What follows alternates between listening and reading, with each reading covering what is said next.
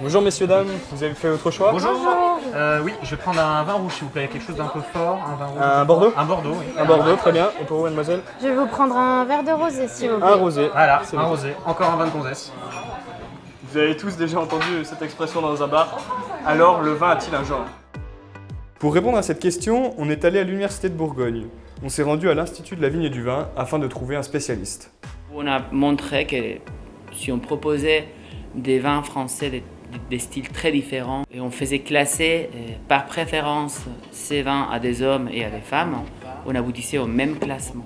A priori, les vins qui sont populaires, qui sont aimés par le public, ils sont aimés autant chez les uns que chez les autres.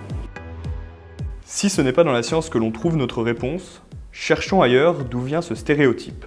Saviez-vous que 70% des acheteurs de vin sont des femmes? Alors, comment les séduire?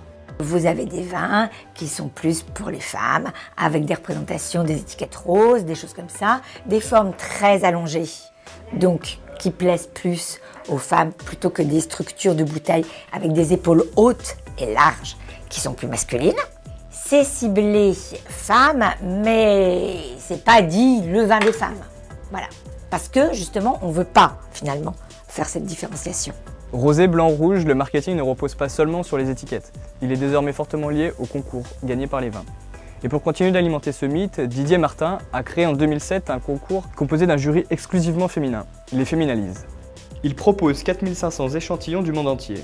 Aujourd'hui, c'est l'un des concours les plus importants. Les week-ends, chaque fois que je recevais un couple, la plupart du temps, 8 fois sur 10, si la femme aimait le vin, c'est elle qui décidait l'achat du vin.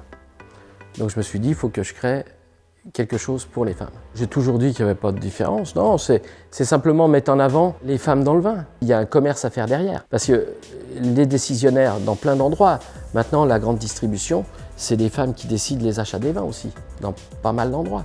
Il y a de plus en plus de sommelières, il y a de plus en plus de femmes qui sont dans le système. Alors, le rosé pour madame. Merci. Et le rouge pour Au monsieur. final, on va échanger. D'accord. Parce que j'ai envie au final d'essayer. Ok, bonne dégustation alors.